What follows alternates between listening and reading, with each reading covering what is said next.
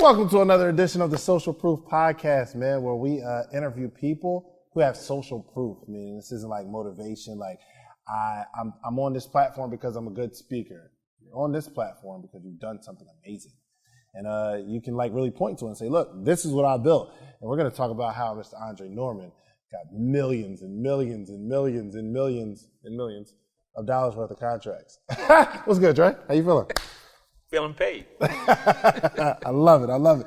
So for those who don't know, because you fly pretty much under the radar, and like you're really killing it on a whole nother level, like payroll, staff, like you move people from their home. I move people. I set up agencies and set up companies, and I heliport people in. Yeah. So you set up businesses. Please, just introduce yourself, my brother. Andre Norman, Boston, Massachusetts. That's right. New England Patriots fan all day. What do I tell people? We cheat and win, so leave it alone. That's the whole introduction to Andre Norman. Okay, I ain't mad. No, real talk. From Boston, spent 14 years in the penitentiary, thought I wanted to make money in the street. I made money in the street, and it didn't go well like 2.2 million other people. Mm-hmm. Right. Go to prison, and I took the same stuff I did in the street to prison. So I'm hustling in jail, robbing people in jail, selling drugs in jail. The same exact thing that got me to where I didn't want to be, I continue to do. Explain, dig deeper in that. Explain that. So on the street, you got to hustle. You got to eat. I want to look good. I want to wear nice stuff. I want to go places. So I got to make money. I don't have an education. My parents are rich. Don't have a rich girlfriend. So I got to make the money. And as a 16-year-old black man in Boston, I have limited options based on my education and my skill set. So I go on the street and I rob people. That was what I came up with as a plan. That was a short-term plan to a short-term problem. So I'm robbing people and I'm making money. And for me, it's working because I'm making money. How do you target the people that you rob? You target drug dealers. I did because they had money. So you'd find a drug dealer in your neighborhood? No, never in my neighborhood. I go to the suburbs. Oh. See, if you rob black people in the hood, even if it's another hood, they're going to spend every day they got finding you. And they're going to try to figure out, well, he's not from this part of town. They'll figure it out. Right. At some point, somehow, they're going to figure it out. They're even going to find out the stick-up kids in the different neighborhoods. They're going to narrow it down. Right. They're going to end up with you some kind of way. And they're going to catch you someplace because they live not far from you. They're going to shoot you. So you go out of town. Go to the suburbs. No, go to the suburbs. You go to the suburbs. And rob white people. Intentional. Not just intentionally rob white people in the suburbs because they don't have guns, they don't have pit bulls, they don't have safes, they don't have watch outs. And at the end of the day, when I get this money, they're not even gonna give me a hard time about it. It's like, please, give them the money under the sink too. I'm like, thank you. But then when you finally leave and you drive back to the hood, imagine a white boy driving around the hood talking about, yo, I'm looking for a tall guy, kind of skinny, does stick-ups. He's gonna get robbed again. They just take the loss. Yeah. So it's not like, yo, I'm recklessly, I gotta eat, the next person closer to me. Like you're thinking through the process of what is the best way to accomplish this goal? What is the best way? So I would go out to the suburbs and I just mingle in, be smooth. I meet Johnny, he's smoking weed in the park or sniffing coke in the park. And I find out who's buying from. And at some point, there's a house someplace on the street with 3 20-year-old kids who should be in college or probably in college who got to connect someplace. And they got a house full of drugs sitting on the table and a bag full of money sitting in the corner. And they're watching TV, not thinking a thing. Ain't got a lock on the door, nothing. And I come knock on the door. I find out where the house is. And they've never been robbed, so it's the last thing on their minds. Everybody's friendly. We're just the neighborhood drug dealers in the suburbs. Police ain't going to mess with us. We just go. You really process all that information. Yeah. That's then crazy. You rob that person who's not built like that. It's not going to hunt you down. And when you come in, they're so terrified. Oh, my God, I'm being robbed. This guy has a real gun. You kick one of them in the head, I'd be like, this is my thing. Don't nobody move. I make them all lay down. Don't nobody move. We're good. Don't move. Now I kick somebody who wasn't moving. They're like, oh, my God, he wasn't even moving. And he kicked him. So everybody's laying extra stiff now. And they were like, give them this stuff in the bedroom, too. I mean, I swear to God, they give it all up. You run in a house full of Spanish people, full of black people. They dying for that because they literally live for that. These suburban kids are doing it for fun. It's not how they live. It's just something they do. Gotcha. All right, so for people that's watching at home, this isn't like the How to Rob tutorial. You know what I'm saying? Like, he did it before 50 Cent, How to Rob. 50 didn't rob nobody. 50 got the name from another dude. There was a dude named 50 Cent in New York who literally robbed people. Really? Oh, yeah. He was this flat-out stick-up kid. Then he eventually got killed, and then 50 balled the name. Rick Ross never sold drugs in Florida. Hella rapper, never sold drugs. That was Rick Ross from California. Freeway Ricky sold drugs. Rick Ross in Florida said, oh, that's a cool name, and he balled it. Got sued and won, but he balled the name. Rick Ross from Florida, hella rapper, hella correctional officer. I think it was the CEO or some probation officer. I don't know what his job was, but he transformed and said, I'm going to take this persona, because all music and entertainment is persona. Right. I'm saying Puffy started as a dancer, now he's a mogul. Right. Jermaine Dupri started as a dancer, now he's a mogul. So it's not like they started out like this rough and tumble guy. It is like it's entertainment. Right. You know what I'm saying? I don't believe all the characters of Dave Chappelle. I don't really believe Dave Chappelle was ever Anton. Right. So why am I believing Puffy was really a gangster? Right. Or 50 was really a murderer? I'm saying he hustled here and there, but he wasn't out there holding it down like that. He got his money, we all got our money, but entertainment is about persona. What I do is about reality. So I first came to Atlanta, I was in the mall with you, and someone was introducing us, and dude was like, oh, you don't know Andre? And they said, let me see your IG. I made my IG like years ago, before I moved to Africa. Yes, I've lived in the motherland. And they looked at my IG, I had 3 pictures. Elmo doll, my car keys, and something else stupid. Because I just set it up, took 3 pictures to see if it worked, and never touched it again. They looked at my IG and said, he's not popping. I said, what does that mean?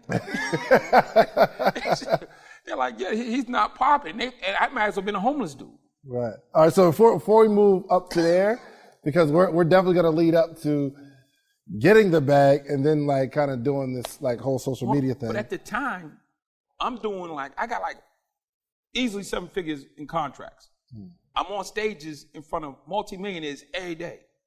But these people in the mall who probably took an Uber to get there told me I wasn't popping because I only had 3 pictures on my IG. Right. I've lived in 4 countries, got houses in 3 of them, but I'm not popping because I ain't got pictures on my IG. You can't be real if you're not on social media. I found out. Yeah. Oh, yeah. Welcome to 2019. It's real like that. It's real like that. So for robbing people, what was the thing that landed you in prison for 14 years? Because I'm sure you were like kind of. Armed home evasion. That's what they call it. In Massachusetts, it's called armed home evasion. I made a mistake and brought some people with me they were drug dealers. So I should end up with drugs. I'd give them away and people would sell them. And wholesale. I'm not a drug dealer. I don't believe in selling drugs. I'd come to you like, yo, here, just give me whatever, I'm gone. I want the cash. So long story short, I had some people with me that I shouldn't have had with me. They weren't built for this job. They did other stuff. So they got in the house and they panicked, they did everything wrong. We got arrested and I got sent to prison for armed home evasion, had multiples. And they gave me a 7 to 10, 2 9 to 10s, 2 10s, 2 15 to 20s, and a 5-year sentence. Not for this one. I had a bunch of them. But you weren't caught on the other ones? Yes, I were. Oh, so you would get caught? Always have bail money. Stop teaching the kids, the best way to do it. Listen, if you go to the club, I don't care who you go with, have enough money to get in the taxi and get home. Or have enough money on your Uber app to get home. Right. Or if you're a woman on a date, even if he's going to pay, have enough money in your bank account to pay for your own food. Okay. Just in case it goes left. So I always had enough money to get out. That's the whole point of hustling, is to keep moving. And there's going to be setbacks. And setbacks in criminality means jail. Right. So if you don't have enough money to get out of jail, then you're really not a criminal, you're just stupid. So a bunch of them, and the one time that you get caught, this last time you get caught, they just kind of put it all together. It was no more bail. See, I used to make bail on cases, and I catch more cases. That's how the American system works. They just let you keep bailing out until they get enough of you. And I hit that last one, that was it. And everything just came together, added all up at the same time, and it was like, boom.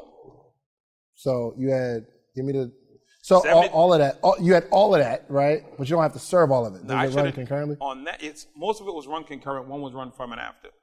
So I was supposed to do 11 years, 8 months total. Then while I was inside, I picked up 2 attempted murder charges, and it took it up to another 10. Because like I said, when I went to prison at first, I didn't change my attitude. I kept the same attitude I had in the street. So you was robbing people outside, then you Now get robbing jail. people inside. First day, walk me through first day. You go through it. You know you got 11 years. What's your mindset? Scared to death. Really? Oh, terrified. I thought you'd get in there and be like tough. What? No. Don't nobody move. I'm Andre Norman. I'm from Boston. Well, it's the equivalent I explain to people. When you're in junior high school, you finish middle school at 8th grade, and you might be the coolest guy in middle school, or one of. Then you go to high school. Your middle school might have had 800 kids in it. Now you go to high school with 2,000 kids in it. You're nobody. You're a freshman. You're nobody. You got people been here 4 years. They've been here. They know everybody, everything. You're nobody. If you're a high school standout, you go to the league. When Kobe got off the bus in L.A., he was nobody. They sat him on the bench. I think he averaged 3 points his first year. Nobody comes in like, wow, okay, there's a LeBron every blue moon. But for the average person, even if you want to use sports, when you get drafted, you're nobody. Tom Brady was nobody when he got drafted. Right. When you get drafted, you sit on the bench. You're nobody. Even if you are good enough to start on your team, Aaron Rodgers is not looking at Lamar Jackson like, yo, you're the shit. Give me the edited version. Oh, I'm sorry. Aaron Rodgers is not looking at Lamar Jackson like, yo, you're killing it. He respects his hustle, but your first year. Yeah. You just got off the bus. I've been doing this for 12 years. So you're good, but can you stand this test of time? Right. So you walk in, you're shook. I'm shook. I'm thinking every bad thing is going to happen to me I've ever heard of. Now, I was one of the toughest guys in county. Right. I was one of the toughest guys in juvie. One of the toughest guys in my neighborhood. It means nothing. It means nothing. When you get off at the bus, at the penitentiary, you got like 1,000 grown men. Some have been here 20, 30 years. In this building, I know nothing of, don't know where the gym is, don't know where the chow hall is, don't know where nothing is. I'm shook, full-fledged. And in my mind, I'm going to try to make an example of somebody. So I'm going to do what I do best, fight. I'm going to make an example of the first dude who pushes up on me to let the rest of the people know that at least I'm going to fight for mine. So that's important. That's super important. If they don't believe you're going to fight, you're going to lose everything. If you're not willing to fight, you're going to lose everything. So give me like that. So you walk through, what happens? We leave Newman. I'm in Newman for like 3 days. We're down in the hospital unit at Mass. They have this little unit. You just stay down for like 2 or 3 days. Then they bring you down to orientation block, the Newman block. And my thing is, the first two to come up on me, I'm just giving them the business. It's going down. I'm going to show out. I'm going to do every move I know. And they're going to say at the end of this fight, win, lose, or draw, that dude's about his business. And that's what I need to establish myself. When I walk in the unit, it was a reunion of all my friends from the dummy class, all my friends from special needs, all my friends from the principal's office, all my friends from juvie probation, all the guys I used to fight against downtown at the movie theater. Everybody I knew was at the prison. They're like, Dre, where you been? So you felt more comfortable. We knew you was coming. Everybody's, I kid you not, the entire juvenile probation, the entire 9th grade flunk out, all the kids from alternative school was nothing but them in the prison. So I got over the, oh my God, somebody's going to just chop me up because nobody knows me. I knew half the people in prison. That was sad. Wow. So what was the first example you had to set? Because fast forward, you became like one of the top guys. The example I had to set was when I got with my guys, I had to learn in my space, back on the street, I was a man. Now I'm part of a team where I'm not the man. So I had to learn to be a follower all over again. So I'm learning to be a follower. And the best example, I'm in the unit. I'm on the bus with the #1 gang. It just so happens, nothing to do with me, the team I'm a part of is the #1 team in the prison. So they're running all the drugs, they're running all the wine, they're running extortion, they run everything. I just so happen to be from their neighborhood, so I'm in with them. I'm in the unit, and the guy I lent a notepad to got taken away. So the unit worker goes to clean the cell, and he takes my notepad. The guy got shipped to another prison. He goes in, there's some open food. He'll take the extra stuff that he knows can't go. So I said, yo, Johnny, the notepad in there was mine. Can you get that for me? Nah, you ain't getting it. It's my stuff. You know how this works. I'm the runner. I get all this stuff. Like, no, that was physically mine. Let me get that. He refused to give it to me. And this is a guy that... He's a unit worker. He's a unit worker, like the prisoner. prisoner. He's a prisoner, but the prison charges him jobs. to go clean He has up. jobs. He cleans up in the unit. There's Gotcha. people work in the kitchen, people work in the factories, people work on the yard. He worked in the unit. So a guy gets taken away for whatever reason, shipped to another prison. They go in and clean his cell out, pack all his stuff up, goes downstairs and send his stuff behind him. There's some stuff that can't be shipped. So open food is not going to get shipped. There's just a lot of stuff that's not going to get shipped. The unit worker just takes that because they're just going to throw it away. It's customary. It's not like he's stealing, but then he'll take a notepad. Dude ain't going to miss a notepad. So I'm like, yo, let me get that notepad. That's mine. He's like, no. I don't know if he thought I was lying. So I said, yo, we got to fight for that. For the notepad. For the notepad. Over the notepad. Over the notepad. It's not about the notepad. It's about you taking my stuff. And if people can take your stuff in prison, they're going to keep taking it. It starts with the notepad, ends up with your TV. Right. Yo, almost even in like a corporate setting when you go to work, if you're always the runner or you let people push you around, you just never get out of that. Never get out of that. So long story short, I said, let's fight. He's like, listen, you know I'm a unit worker. I can't fight in the unit. If he fights in the unit, he'll lose his job. If he fights outside of the unit, he doesn't lose his job. Some stupid rule. So he said, let's go to the library after lunch and we can fight. No problem. So I go to lunch. Does he bring the notepad? Like, yo, no, he's not going to bring the notepad. He's just going to come. If I whip him, I'm going to go get the notepad. Right. I go to lunch. I tell my team, yo, I got beef after lunch in the library. Dude said, who's with? I said, this guy from the other side of town. He's my boss, big guy, Dominic. He said, Dom. Shouts out to Dom. That's my guy. I met Dom, coolest person. But he was like the number one guy in prison. Full stop. Massachusetts, he was that guy. Hands down. Sheesh. What makes you the number one guy? You hurt a lot of people. Okay, all right, cool. Your capacity to hurt people and to lead people. Right. So he asked me a question I wasn't ready for. He said, can you beat him? I said, what do you mean? He said, can you beat him? I said, I got this plan. I'm going to do this. I'm going to do that. He said, no. Can you beat him? I said, I got the knife you gave me. I got this club. He said, no. Can you beat him hand-to-hand, one-on-one? And I kept having all these little young boy excuses. I'm not answering the question. And he said, shut up. Answer the question. Can you beat him one-on-one? I said, no. He said, okay. Dave, you got to fight. Johnny, you got his back. And Dre, you watch the door. I made a face like, yo, I can handle mine. You know what I'm saying? He put you on door watch. I'm on door watch, and it's my beef. And he said, yo, it's not about you. It's not about you. It's about us, and we don't take losses. This is a we thing, and we don't take losses. So watch the door. You got the beef. You got the side, and that's it. And I had to swallow my pride, stand there and watch somebody fight for me. We won. What? He won. Which is a we thing. It's a we thing, but it was a lesson because I'm trying to prove myself at the risk of hurting the team. Because if I lose, that's a mark against us. Wow. It's not a mark against me, it's a mark against us. So people in entrepreneurship, people in business, they have this me concept. So it's like, what's good for me? And not how does it affect collateral damage? So I'm sitting here with you. Like you said, even swearing on tape, that's not cool for you. That's not your brand. So I have to say, well, man, I can do what I want to do. I'm Andre Norman. No, I have to be considerate of the team that I'm on in that space. So I learned that lesson, and later on in life, I actually employ that lesson all the time. How so? Can you get that done? People always sign up for stuff they can't do to try to prove something. They think that that trying means something. Trying people means nothing. Right. Accomplishment means everything. Right. I measure by results, not willingness. I don't measure by your willingness. I measure by the results. I like that. So obviously you learned a whole bunch of success principles in prison in this you was there 14 years. 14 years of being locked up. When did it change? Because you went in as the same guy, but I guess that same guy is the thinker, the strategist. Right.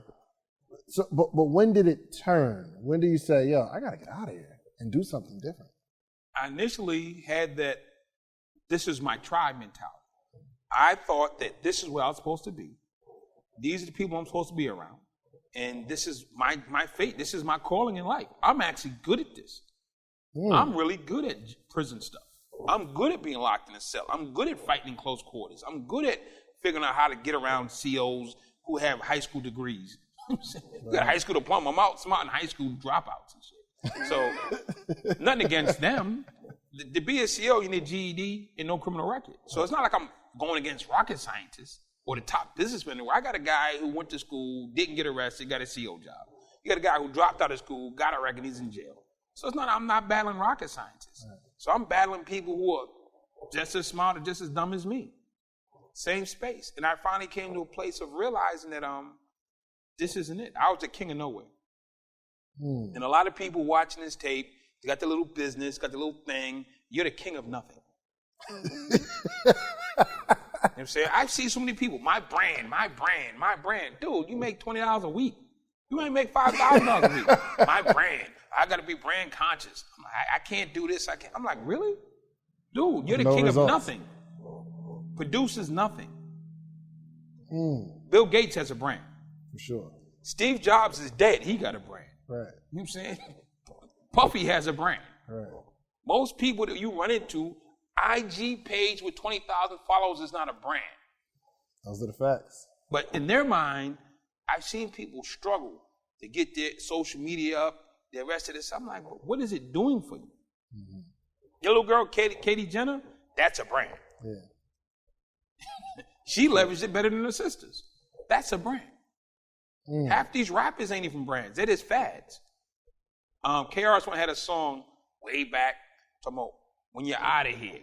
You said, well, you ever thought about when it's over, and you're out of here? You know what I'm saying? Sofa, couch seat, you know what I'm saying, and Cadillac out of here. What happens after? How many broke rappers there are? Yeah, oh, for sure. Broke NFL, NBA players there are? It was cool when you were in the moment. Where's AI right now? I love Allen Iverson. Where's he at right now? Where's Dennis Rodman right now? I have no idea. I can go down a list. J.R. Ryder right now. I'm saying Harold Miner, 3-time dunk championship. Okay, where he at right now? D. Brown, Boston Celtics, dunk champion. Where he at right now? I'm saying a lot of these dudes were there, had a brand they thought, and they didn't.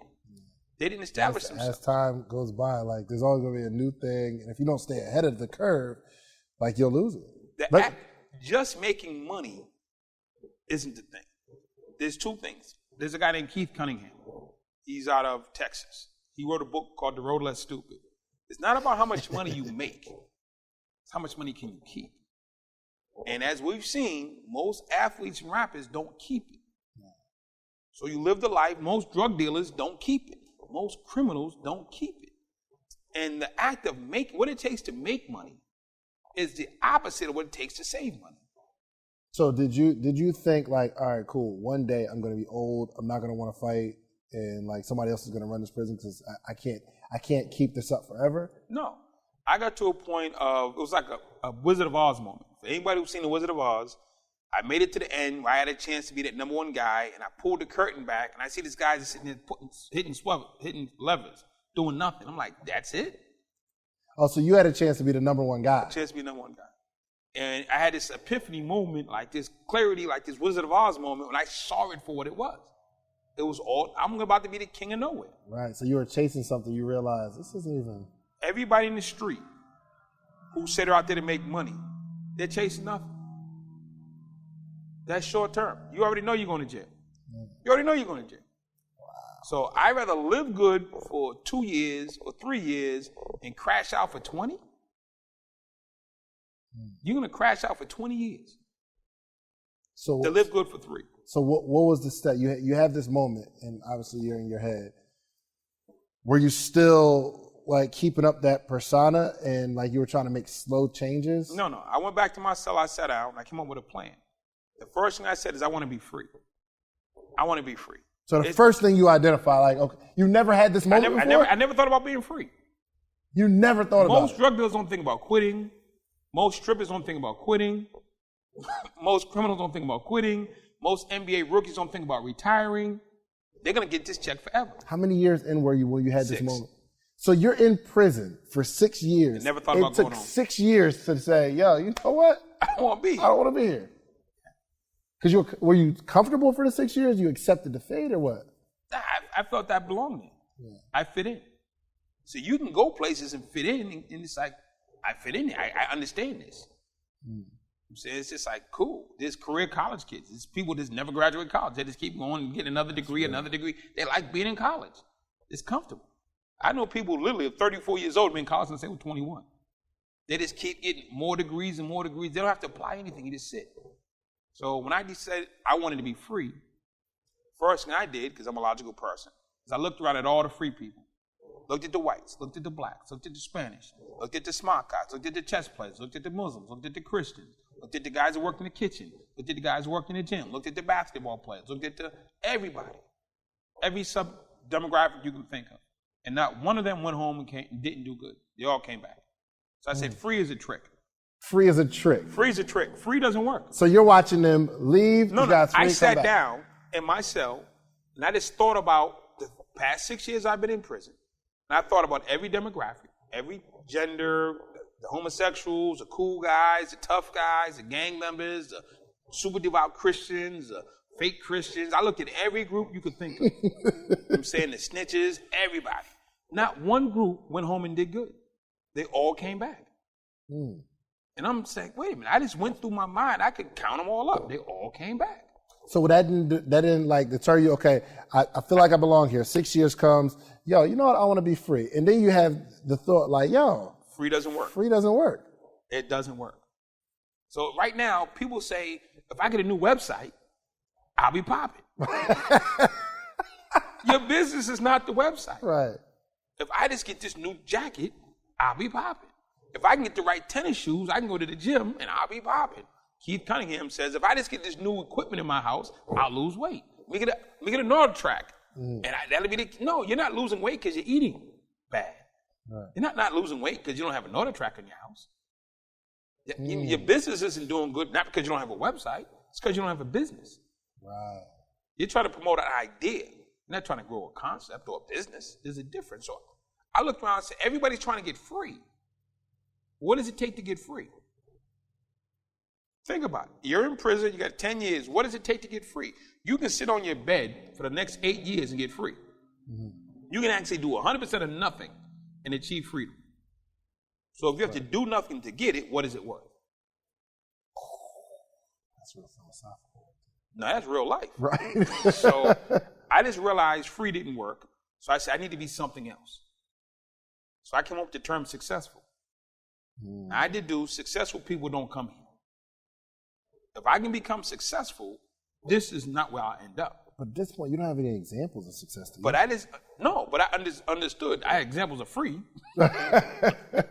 Now I just said free, successful. Michael Jordan, rich people, for the most part, rich people. So successful people don't come here. Successful people get in trouble when they pay their way out. Right. So I said, I want to be successful. And I said, well, where do successful people come from? College. So I said, I'm going to go to college. I'm going to be successful. And that's it. While you're in prison. That was just a goal. Right. That was the goal. That was a pathway to never coming back. Right. Not just from today forward, my mission is get to college, become successful, and keep moving. Gotcha. So just paint a picture for me. Like yesterday, you're number 3 guy in the prison. You're a gangster. You're about to be the number 1. Everybody respects you. People know not to mess with Dre, right? You're calling the shots. You have this epiphany moment, and you're like, I want to be something different. When you walk out of your cell with this new mindset, I went to my guys. I rounded them all up. I said, listen, I figured it out. I figured out what to do. I said, I'm going home. I'm going to go to Harvard University, and I'm going to be successful. And they're looking at you. They looked at me. They wanted to laugh. Right. But I had I had a habit of stabbing people. So people weren't into laughing at me. You don't laugh at Dre. Right. So I said it again. I said, I'm going home. I'm going to Harvard. I'm going to be successful. So I picked Harvard as my school. And then my homie pulled me to the side. He said, yo, Dre, what's all this talking about? I said, I figured it out. He said, you can't go to Harvard. I said, why? He said, you're black. You're a criminal. You're a gang leader. You're in the hole for trying to kill people. You were talking about killing people yesterday. You're a psychopath. You can't read. Your family's broke. He just gave me all these reasons why I couldn't go to Harvard. He said, dude, you're doing 18 to 25 years. You can't, this ain't gonna work out. He said, you're good at this. You're good at this. And what he was saying is, I can't go with you. Don't leave me. That's what he was really saying. And there's a scripture that says, Satan, get behind me. I didn't know it at the time. So I just kind of like brushed him off, and I called my mother. She didn't think it was possible. I called my dad. He didn't think it was possible. And my father got upset because he grew up in Virginia in the 40s and had a young black man stood up in Petersburg, Virginia, 1940, and said, I'm going to Harvard University and be successful. They'd have hung him. It would have been noticed that little uppity black dude, little uppity kid, then lost his mind. He thinks he's better than us. That would have got you hung in 1940 in the United States of America in the wrong town, saying a little black kid was going to Harvard. Wow. That'd have been an insult. So my father tried to talk me out of it, out of his own personal fear. And I got father issues. And we've had a tough relationship my whole life. In that conversation, I heard my father in fear. I never heard my father scared. My father's 6'6", 300 plus pounds.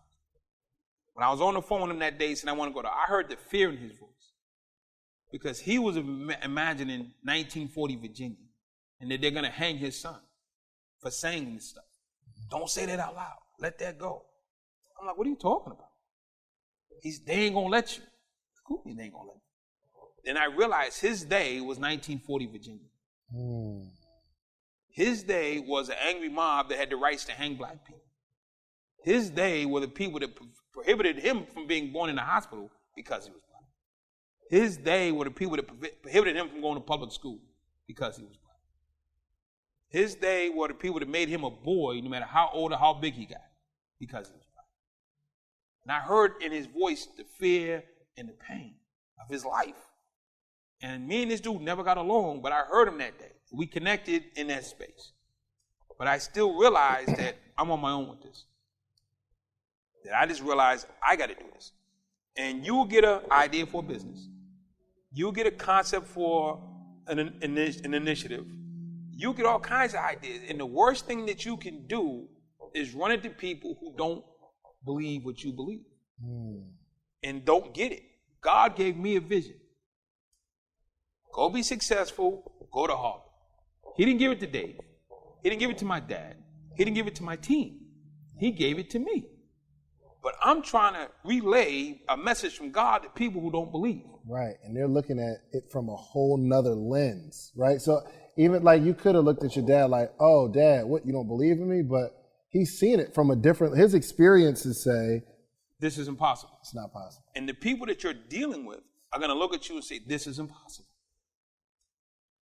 I say to people, when you have something that's for you, it's for you to carry. It's not for us to carry. It's for you to carry. You can't carry me anyplace. I got to carry it. So I was being put in charge of this mission.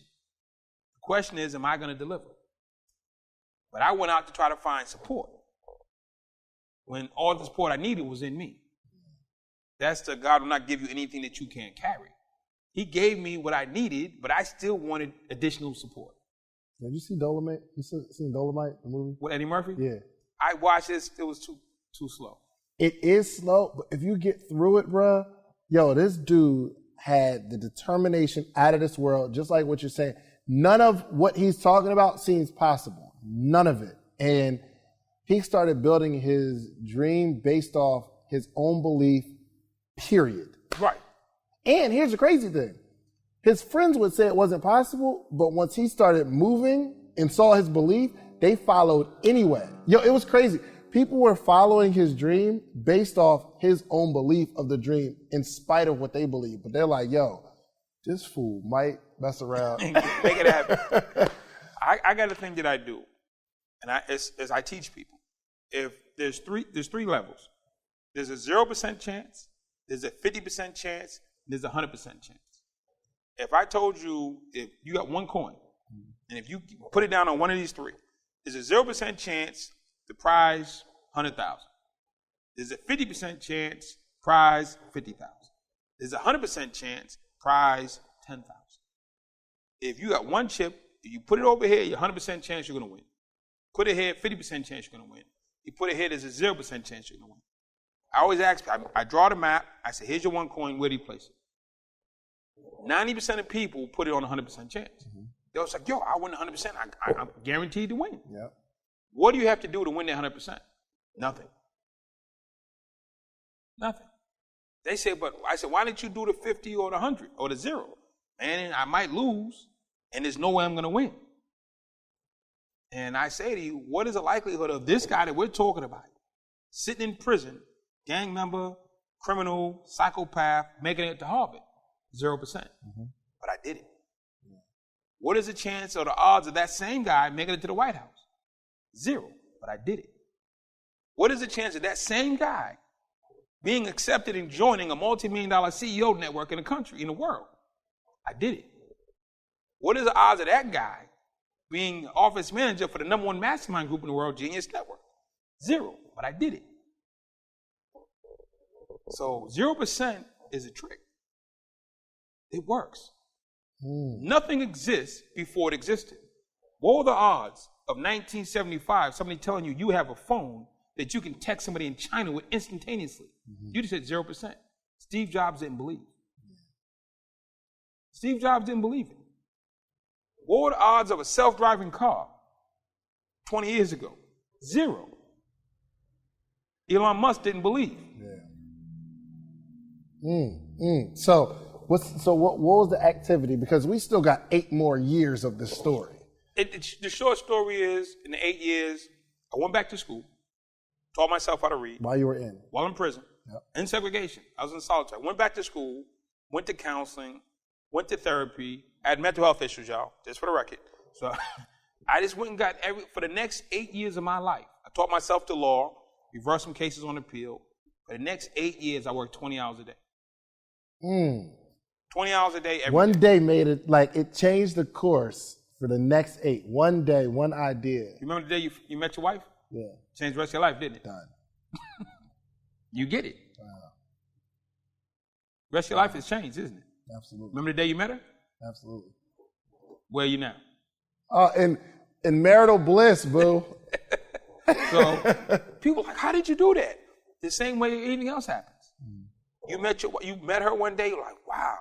And it hit you one day. You might have saw her a couple of times. One day, like, I want her. I need to be with her. She needs to be. You had that thought in your mind that you went about everything you had to do, taking her to dinner, buying her flowers, make sure you get the right amount of cologne on, presenting yourself in the right way, praying more, whatever you needed to do, you did.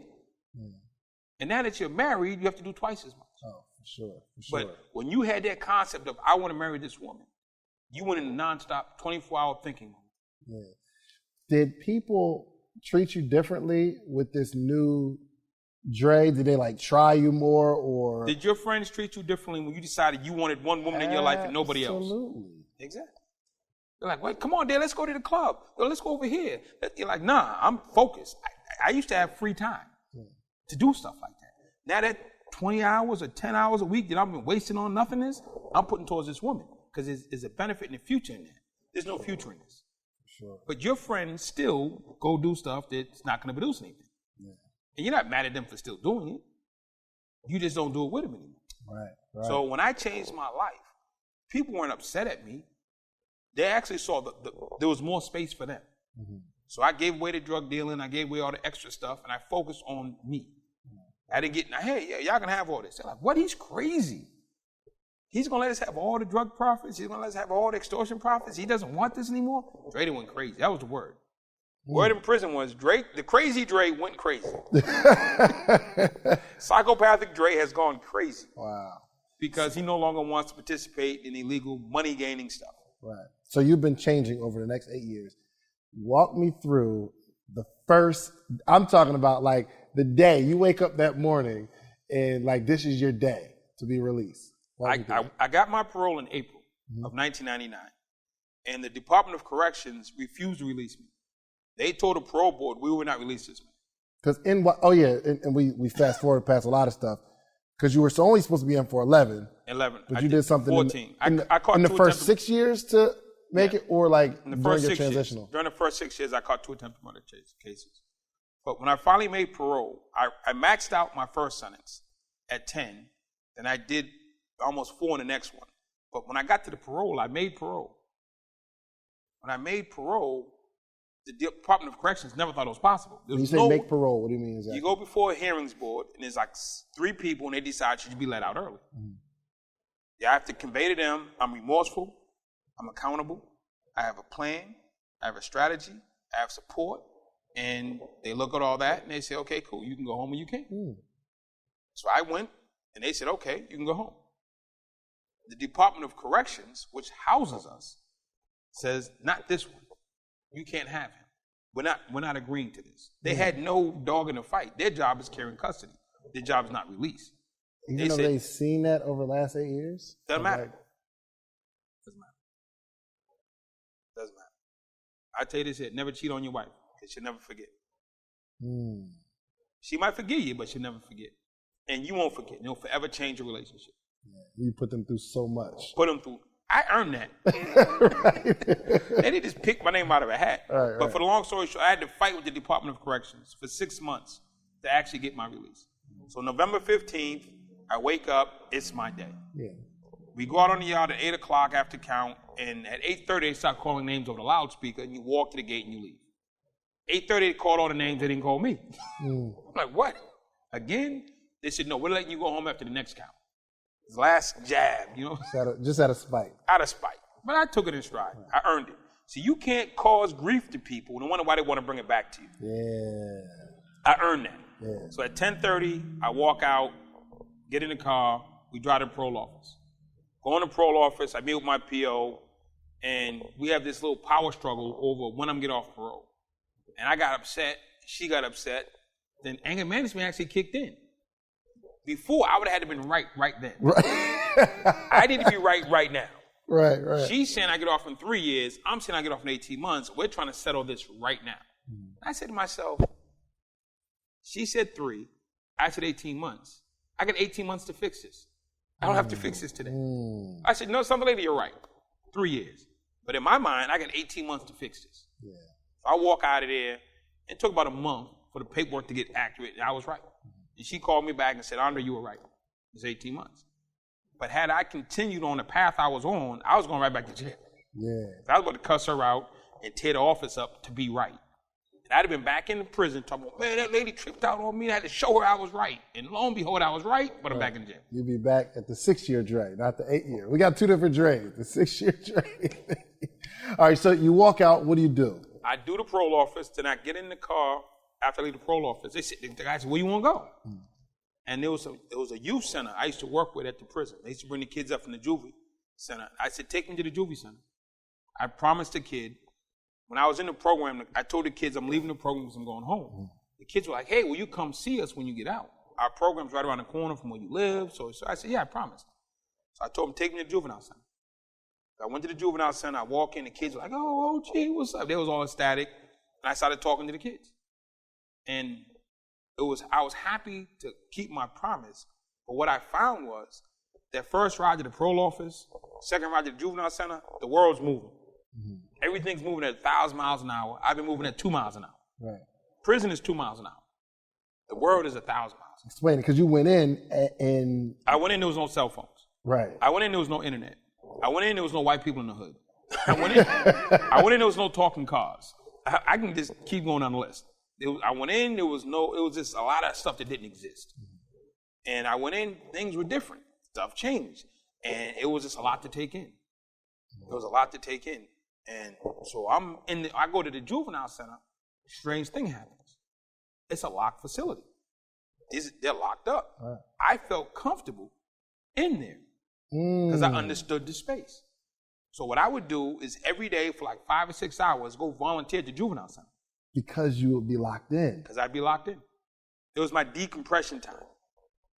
Everything's moving, fast, no quit, no stop. Pressure, let's go. And I'm used to moving at 2 miles an hour. I'm not ready for 1,000. So I would go to the juvie center every day, but I was locked in.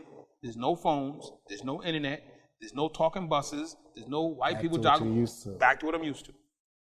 I did that for like 3 or 4 months. And it was my safe zone for 6 hours a day. And it allowed me, I knew that if I ever got stressed, I'd go to the juvie center and volunteer. Primarily because you were locked in. That's I love deep, the kids. I love the kids, Yeah, that's but it was deep. for me. Yeah, that's deep. Love the kids. And the crazy thing happened, because I'm going every day. I put me in a room, 35 kids. I tell them my life story. Grew up in the hood, went to prison, was a gangster, turned my life around, went to school, got out, now I'm out here, I'm trying to do better. Clap, yo. I come back on Tuesday, same 35 kids. Now what do I tell them? I come up with something else. Came back on Wednesday, same 35 kids. Right. Came back on Thursday, same 35 kids. So I learned by force to do more than just my personal story. Mm-hmm. I know so many people who say they're motivational speakers and have one story.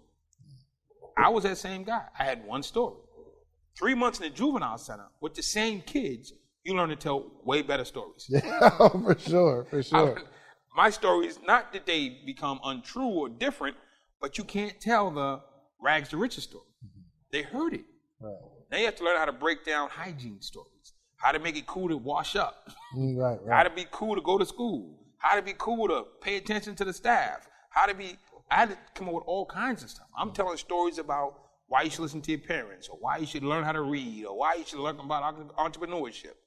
By the end of that 3 months, I was a master storyteller and didn't even know it. Wow. So what about like that? Like, so this is like your home, and you're passing your home that you were in for 14 years. So like, was there any type of like, because some people do want to go back, right? Did you ever have that feeling? I didn't want to go back. There was probably like 5 times. It was probably 10 or 11 o'clock at night, been home for a couple months, and you get homesick, or you just feel uneasy. I would get in my car. Unbeknownst to most people, most prisons are about an hour from where you live. I drove out to the prison. I sit up on the highway where I could see over the wall into the prison. I would sit there maybe an hour or two and just look at the prison. All my friends were in there. Everything I knew was in there. All my memories were in there. And I would just sit up on the prison in my car, looking over from the highway, looking over the wall into the prison. And I would just sit there. Some prisons are on this happened to be a highway was just sitting in a way where you could see over the wall. From that particular point, I pull up on a little bridge and I just sit there. And I would look, and I know who was where and what they were doing, and I know they were all asleep, and I was just like, yo, those are my folks. I missed them. And I understood that world. So I did that probably like 4 or 5 times. Wow. It's like being in a toxic relationship. You break up with them, but you still scroll through their Instagram. Well, that's the millennial stuff. Trollers. Just to see what's going on. Yeah. I mean, see what happens is you have a girlfriend or you have a relationship, and it's 14 years long. When it ends, no matter how good or bad the relationship it ends. Yeah. My biggest thing with not smoking, I quit smoking. I smoked cigarettes. The hardest part for quitting smoking, know what it was? Know what to do with my hand. my hand was programmed to do this. I kid you not. What to do with my hand? I was so used to doing this all day. When I stopped smoking, it's like my hand was just like out of joint. Right. What do I do with my hand? So I had to find something else to do with my hand. So what do? You put food in your hand. You start eating. So you do the same thing. Now you just put something else in your mouth. Right. Yeah, but So you got to to replace a bad habit. I mean, to get rid of a bad habit, you got to replace it with something. Not just saying, "Yo, I'm gonna quit." You can't quit. Something's gonna fill that space, and if you don't direct it, it'll direct itself. Wow. So you start getting your bearings right. How long did it take you to make your first $1 million? Probably, I got out in November 99. And congratulations, we just celebrated your 20-year anniversary. November 1999, I got out. This is November 2019. 20 years I've been doing this. Wow. 20 years. I don't know I didn't count the first M, but I ended up with a company. And over the first 4 years I worked there, from 2000 to 2004, we did $25 million. Doing what? Did you use some of your old 6-year Dre ingenuity? Oh, and do some weird I'm stuff? only one person. Right. I'm saying I'm only one person. But no, it was a nonprofit. in kind of like a church setting, and we did outreach. And I didn't understand the business of bad lives, the business of corrections, the business of gangs. See, you're out in the street making money, selling drugs or shooting people or wearing colors. There are people making money off you making money. If I'm an insurance company, I love you. Break in another car, shoot another house up, you know what I'm saying? Burn down another store. You're driving up insurance rates. Right. So if I'm an insurance company, I love gang members. Please come more because you're driving up everybody's insurance cost. Everybody in the hood pays some kind of insurance on their car, on their house, on their business, or whatever. So all the insurance companies can charge more in the hood than they can in the suburbs. So the insurance companies love criminality. It benefits them. But nobody ever thinks that there's an insurance company. You see all these commercials on TV, get this insurance, that insurance. You never think that they understand that in the inner city where there's high crime, just do this. Go to whatever, I don't want to put anybody on blast, go to any insurance company and say you live in the hood. Give them the zip code. Tell them you get a 2019 Mazda. What is insurance for this car in this hood? Then do the same thing in the suburbs. Pick a suburban town 20, 30 miles away where there's no crime, no black people. And check this insurance rate on the same car. Guarantee you it's almost double. Wow. Do the same. You go to the grocery store. Pick up a can of beans. It's $1 in the suburbs. It's $1.25 in the hood. Everything's more. Insurance. The store costs, you open the store. What does the store insurance cost? What does liability cost? So the insurance companies make extremely more money dealing with inner cities. Unbelievable. Nobody ever thinks about that. So how did you start in like business of making money, and like what was your first? Obviously you helped the organization make $25 million. Did you not get a bunch? I spent a bunch of that. Huh? Did I what? You got what? What? Anybody know me from 2000 2004? I used to drive a new car every day. 3 times a day. What were you doing? What did you do? For work or for the cars? Yeah, what was your means of income? My means of income, we ran a nonprofit. The nonprofit was geared towards helping violence reduction. Okay. So nobody wants kids being shot. Nobody wants people going to jail. Nobody wants their kids to flunk out of school. So we put together a team of ex-offenders, guys, gangsters who've been to jail, and we'd come talk to them kids because we were them 20 years ago. We were them. We're their big brother's best friend. We're the guys your big brother looks up to. Right. We're the guys. I originally got the originators of every gang in Boston. There's all the different gangs. I got the guy who came up with the name. So BMF, I would go get Meech. You know what I'm saying? Gangster Disciples, you go get Hoover. You know what I'm saying? Crips, you go get Tukey and Mr. Washington, right? So I got, for Boston, the originators of every gang. Put them in one room and said, listen, this is what we're going to do. Now, there's an article. Anything I say out my mouth is online. There's an article, Henri Norman, Gangster Turns Life Around. And it'll say in the article that I pulled together 65 people. And we had this meeting, and out of that, a core of 15 came. It's 25 million online. Anything I say out my mouth is online. If it's not online, I don't even bother to say it. So I used to be a mentor for Major League Baseball online. Sports Illustrated did an article on me. So if you can't believe Sports Illustrated, I don't know what to tell you. Right. But the baseline is we would do gang interventions, crime interventions, and those things. So take a school district. I was just in Dallas. There's 154,000 kids in Dallas public schools. The average school kid costs $10,000 a year. So you tell me what's 10,000 times 154,000, and that's the budget for Dallas public schools. People don't understand the business of education. Public school is a business. So you take a school district with 50,000 kids in it, multiply it times 10,000, and that's the annual budget. You can go to Google right now, put in Baltimore City public school annual cost of kid. It's always between 8 and 12,000. Any city. Wow. Low 8, high 12. You see a public school building with 100 kids in it. I see a building with 100 times 10,000. Right. That's what I'm seeing. So now you have this 100 kids in your building. If 20% are dropping out, what's 20 times 10,000? A lot. That's a lot of money. Oh, a whole lot of bread. So when I go speak to the principal, those are the conversations. People look at, this is classic. I remember when I was a kid, my sisters went on a school college tour. It was like the black college tour. They took all the high school kids, put them on a bus, they drive them down to Virginia, show them all the HBCUs, and everybody's doing bakeries and soup sales, and let's raise money and send our black kids to school. Right. I watched that for years. I didn't qualify because I dropped out.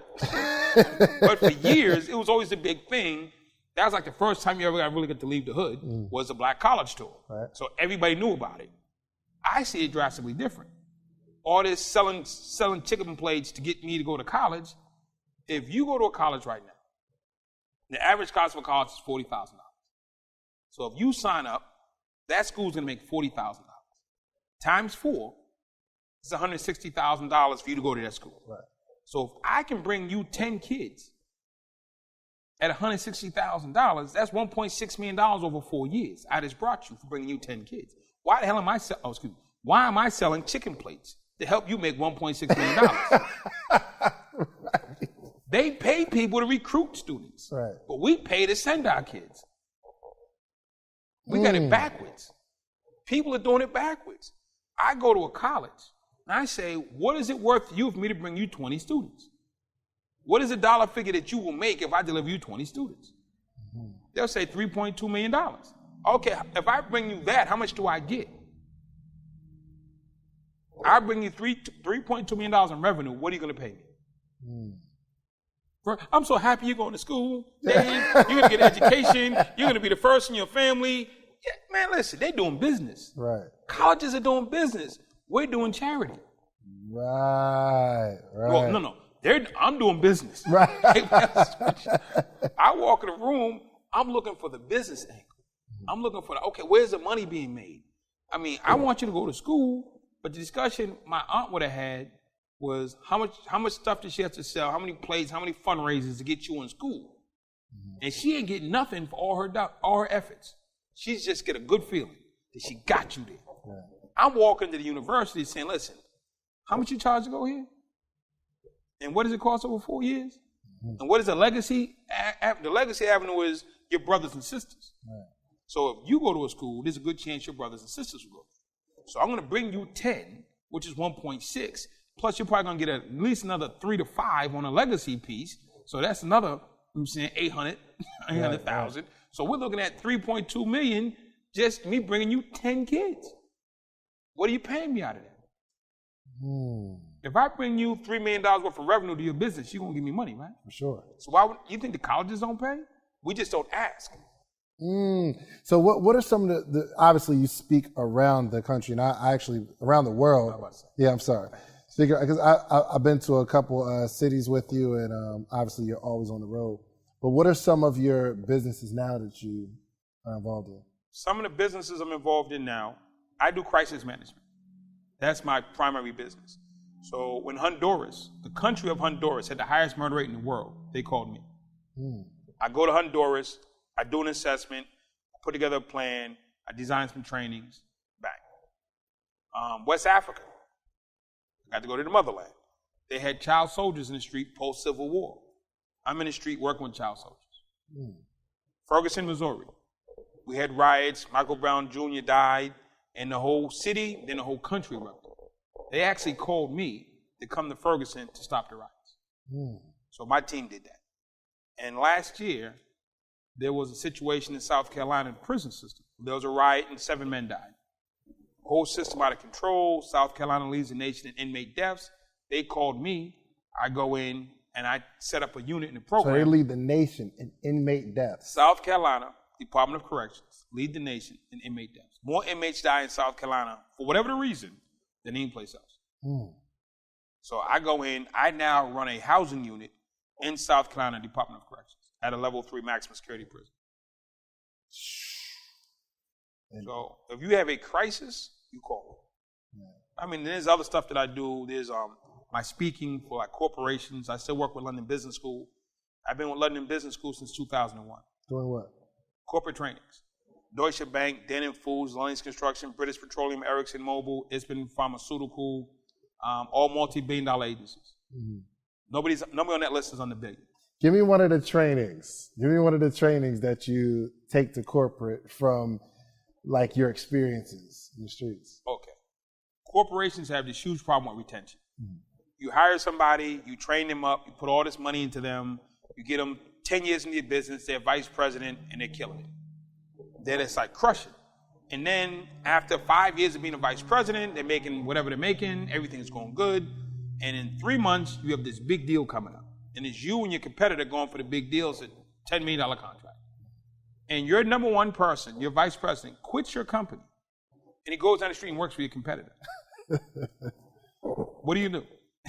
Right. You know you lost that contract. Right. You lost your best employee, and you're about to lose the next biggest contract coming up because this guy went down the street. Now, if you're the guy down the street, and you know Johnny's up there killing it, and you're about to go for this $10 million contract, they're like, man, you call Johnny up and say, listen, I tell you what, I'll pay you 1.5 times what they're paying you.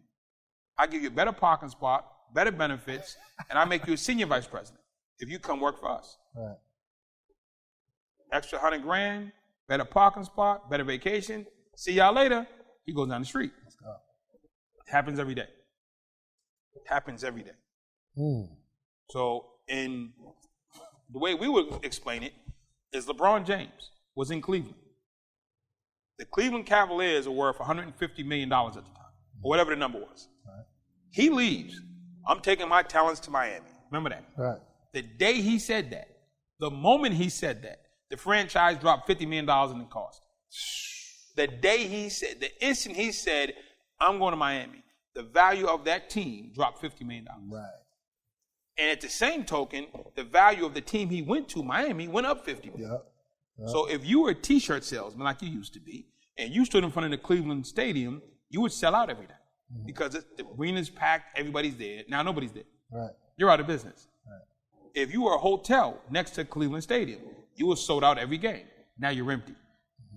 Whatever you're in, you're a restaurant, you're a taxi, you're an Uber, whatever you were, as long as LeBron James was in that building, that meant thousands of people coming to that building, which meant business for you. Right. When LeBron James moved, all commerce dropped.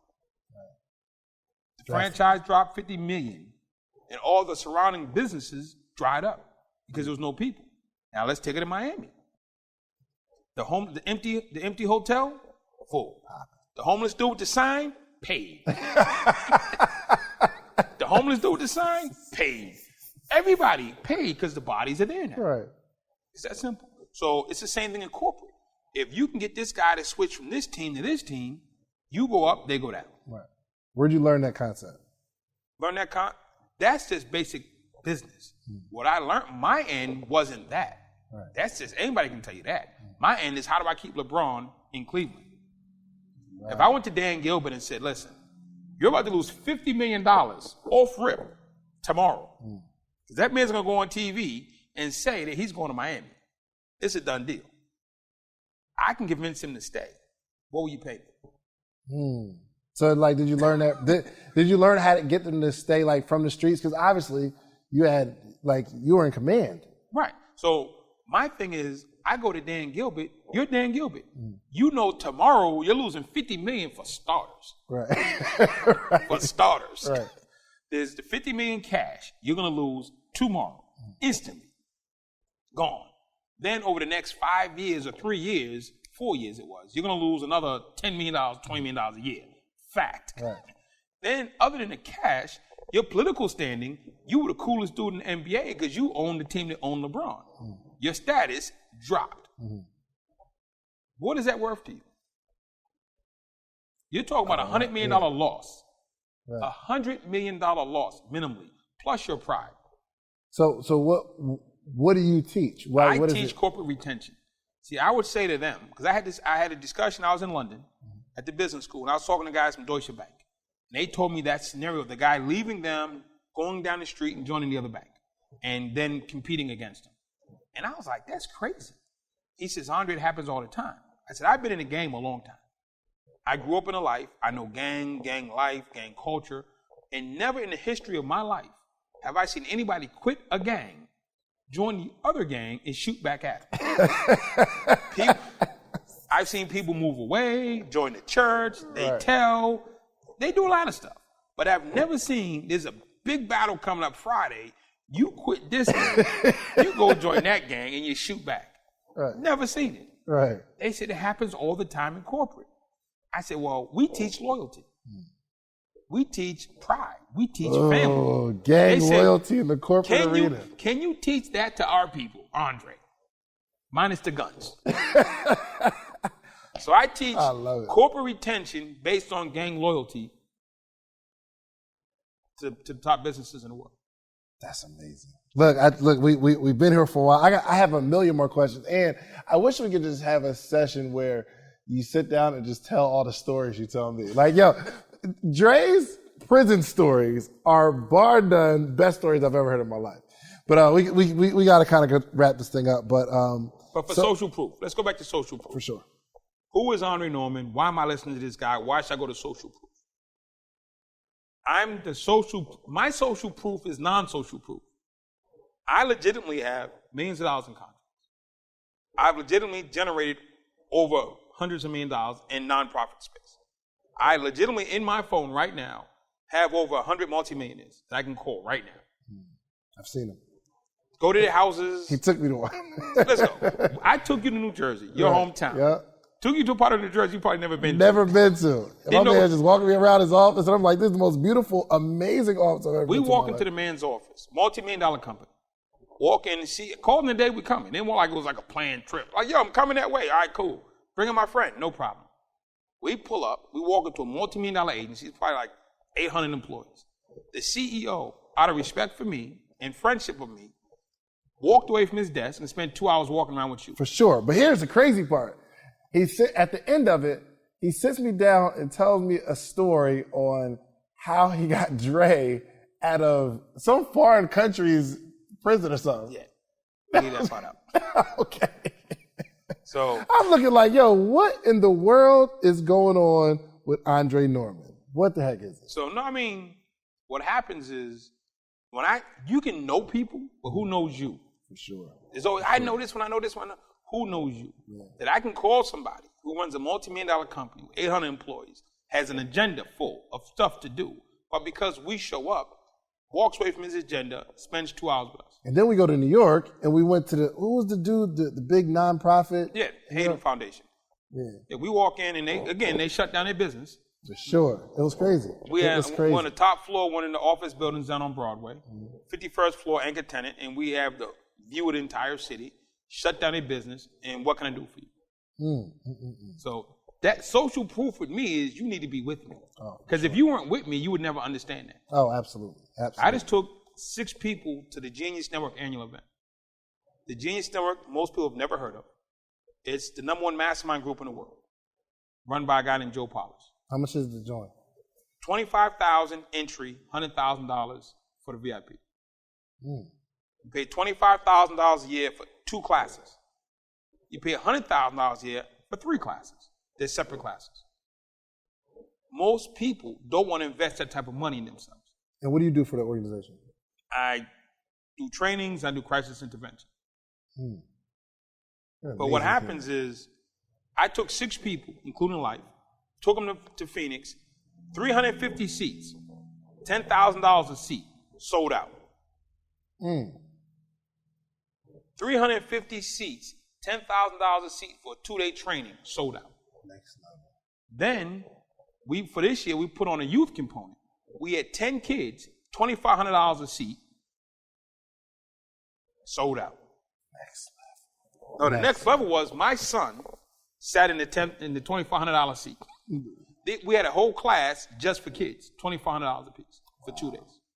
The parents paid $10,000, kids paid $2,500. And it's some of the best learning you're ever going to see on the planet that you won't see. Well, here's the good news. We're bringing 100 high school students to Social Proof 2020.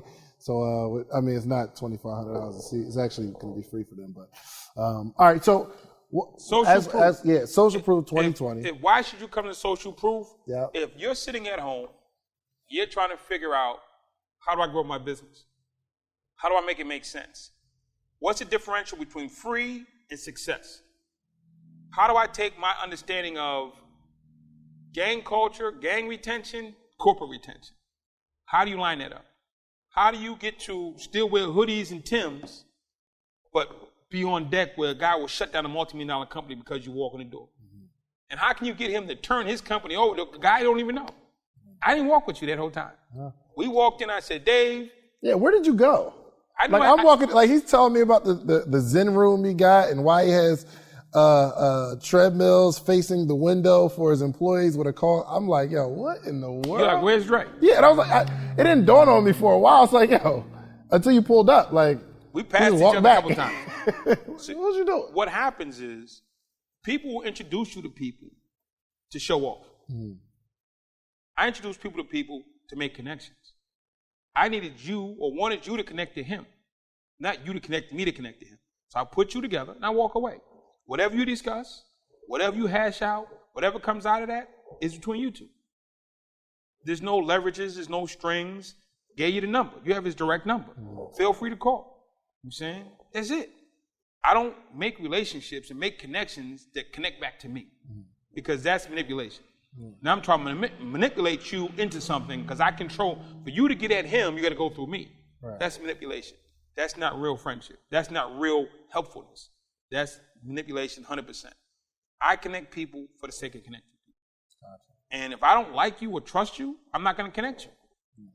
Period. But if I like and trust you and we're good, then I want you to come up. And your idea shouldn't have to be mine. I shouldn't have to agree with it. Hey, if it's I trust you, go talk to the man. I love it. So yes, you will see Andre Norman speaking at Social Proof. But I tell you, you have to tell them the truth. I come hard. I'm not politically correct. Oh, for sure. I'm not trying to be your friend. I don't care if you like me on Instagram or Facebook. I'm going to tell you raw truth. Yeah, if you want somebody to rub your back and like feed you tea with honey in it, that's not Dre. If you want the raw truth, I'm going to give it to you. Yeah, he was on one of my coaching calls one day, and after it was like, yo, like it was like a strong disrespect for a little bit, and he's not disrespecting anybody personally. They felt disrespectful because he was coming with the heat. But what happened over the next couple of days was amazing because after they got over their feelings of how they felt about what you said, it was like, okay, now it's time to start taking accountability. You get results. I measure things by results, not willingness. Mm-hmm.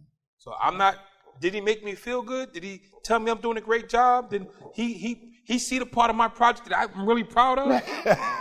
Keep that moving. You know what I'm saying? Keep that moving. Well, look, Dre, I like to end every podcast with predictions. I like to make predictions so that I'm going to ask you, where do you see yourself in the next 5 to 10 years? But I'm only asking because it's on camera, and we'll be able to look back at this tape 5 to 10 years from now and say, wow, Dre said he was going to do it and actually did it. That's crazy. So give me your predictions next 5 to 10 years for Andre Norman. Okay. Business, okay. Personal. Period. Personal. 5 to 10 years from now, I will be the prison czar for the United States of America. The what? The prison czar. I'm making it up. It doesn't exist. Like the iPhone didn't exist. If I just said iPhone in 75, you'd be like, what? I love it. If I just said Tesla in 2000, you'd say, what? Right. There's a 0% chance of it happening, which means I'm the only one in that line. I love it. There's nobody else trying to get this. Right. There's nobody. The prison czar. The whole time I was in prison, I was trying to go to Harvard. There was no competition. Right. No one's going to steal that book. Nobody's trying to steal that book. I was in that road by myself. Right. So right now, we have 2.2 million people in prison and like another 10 million people on supervised release. And it's not working. I want whoever the president of the United States is at the time to appoint me the person in charge of fixing the American prison system. So I use the term prison. We had drug czar, this czar, that czar, health czar. I'm going to be appointed by the United States president to be the person to fix the American prison system. Because we have too many people that look like us and not like us who are in jail being tortured into being better people. And you can't torture people into being better people.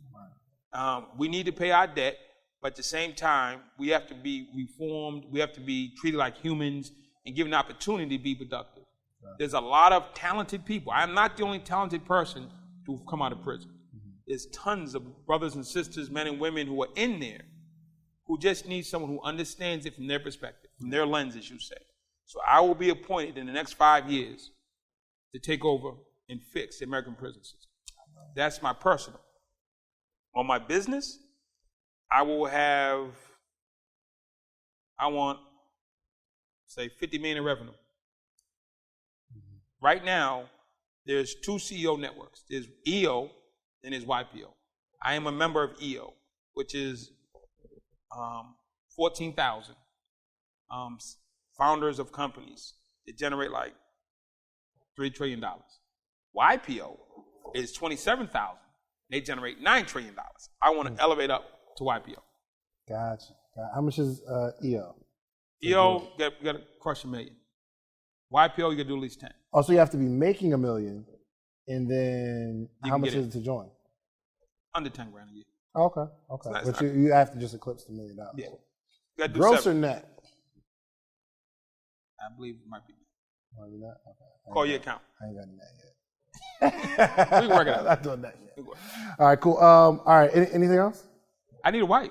You need. I'll say You've inspired me, brother. You've inspired Trey me. will be married in the next 5 years. I will be married in the next 5 years. So we're playing this at the wedding. We're playing this. Listen, I can't be a wedding. We're playing this at your wedding. Yes. Oh no, you just showed to her. She's like, I know. No, I mean, my problem with the wife part is I keep looking for what I think she needs to be, and the problem I was having was I had my list of what I wanted her to be. For sure. It was certain height, certain weight, certain job, certain this. I had a list of what I wanted her to be. The problem was I wasn't on her list of that person. Right. That person that I wanted, if you'd looked at her list, I wouldn't have qualified. Right. I was 50 pounds overweight. I wasn't focused. So I said, hold up. And you dropped some weight. Look good. I dropped 50 pounds. Yeah. Still going. I started at 297. Mm-hmm. I'm currently at 250.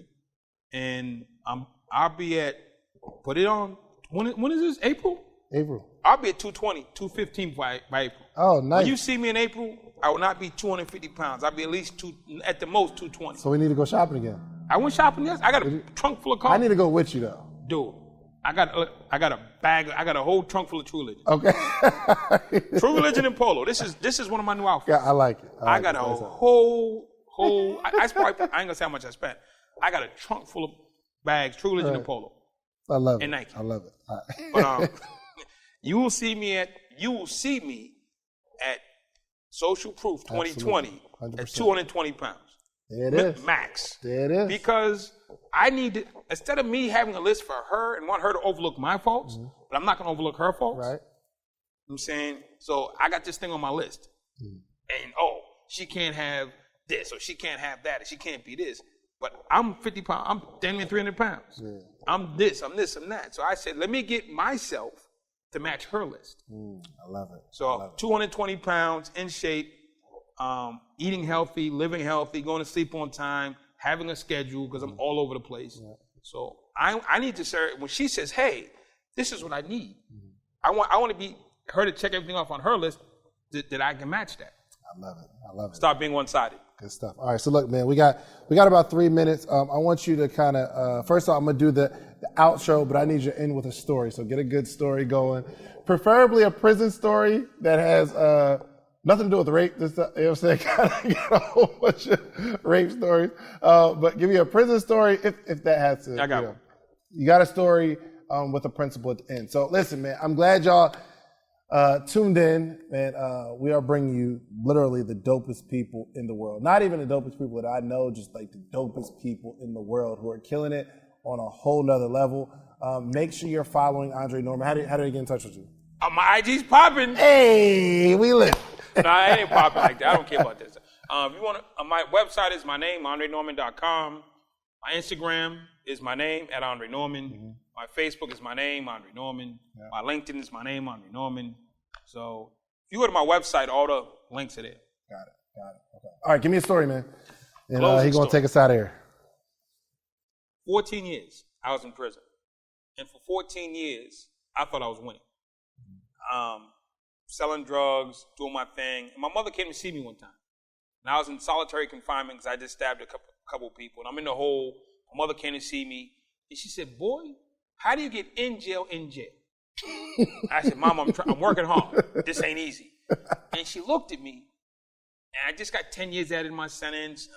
Locked in a cage. I'm in shackles 24 hours a day. And she's looking at me like, and I think I'm winning. I really think I'm winning. You couldn't tell. My mother looked at me. She cried and she left. She walked away crying. I'm thinking that she's weak. She don't get it. She don't get it. I think I'm winning. I'm locked in a basement. I'm in shackles, and my mother has to sign a piece of paper to see me, and I think I'm winning. Then finally, when I woke up, got my life together, I came home. But my mother, when I was in there, my mother go to work. And her friends would get to talking, because women talk about their kids. Hey, Cheryl, what happened to your little boy Andre? Oh, he in solitary confinement, still stabbing some people. Fast forward, she at church. My mom go to church. After church, got the little hall, they drinking a little coffee, having the cakes. Hey, they talk about this one getting married, this one going here. Cheryl, where little Andre? Oh, he just got a status raise in his gang. He's number 3 now. He's killing it. Long story short, for 14 years, my mother couldn't say my name with pride. For 14 years, it was an embarrassment to say my name. She loved me, but she was extremely disappointed. And you ask my mother where I'm at now. Oh, he's in Atlanta with Dave. He's trying to help put together a platform to help people leverage up. Where was he yesterday? He was doing an intervention for some people whose daughter was having a hard time. Where was he last week? Oh, he was down in Microsoft doing he works for Microsoft. I work for Microsoft. I do platform speaking for them. And where was he last week? Oh, he was at Genius Network, the #1 mastermind group in the world. Where's he going to be next week? Oh, he's at Harvard. He's doing another seminar. Where was he 2 weeks ago? He's going to Amsterdam. My mother will never be embarrassed to say my name again. So for all the gangster talk, all the I lived it, did it, been there, done that, embarrassing my mother for 14 years was worse. She didn't deserve it. And for the rest of her days, she'll be able to say her son is doing something respectful, something honest, and something admirable. And that's the key. And if I worked at Home Depot, I didn't have this life, traveling around the world and all the rest of that, it wouldn't matter. All she wants to know before she leaves this planet is if my son going to be okay. And if I'm in the street hustling, dipping and dodging, I'm not married and settled down, I'm not handling my responsibility, I'm not organized, my mother's going to have a horrible death. So I'm going to ensure that my mother, when her day comes, she's going to look at her son and said, he's okay. And for all the gangsterism, the crazy talk you get from people to fly, spinning on poles or run around with guns or pull up in a Range Rover, my mother don't care what I drive. She just cares I have a job, I'm taking care of my son, I'm taking care of my responsibility, I'm healthy. That's what matters. So for the rest of my days, whatever my job is, it's going to be done to honor her. I love it. Man, I appreciate you, man. Make sure y'all follow my boy, Andre Norman, and make sure you're April 2nd and 3rd, Real Social Proof Social Conference. Proof. We're going to have over 2,000 people in the building. We got 55,000 square feet of space. So the network is going to be unmatched. I promise you, you're going to meet the people that you only follow on Instagram. All right. I'll see y'all later. Peace. Oh, can I live stream some people in? Yeah. From the prison? No. I can't. I got some of the top marketers in the world from Genius Network. I can probably live stream in and say no shout way. outs. Joe Polish, look him up. Tell them to come. Michael Burnoff, look him up. My man Jason Flatlett, $100 million webinar man. Yeah. Not $100, $100 million webinar. All right, we got to figure out how to That's actually get them to come. We'll work on it. We'll probably give them 2021. Oh, you got room this year? Yeah, for sure. We make calls. Let's do it. All right, my brother. Peace.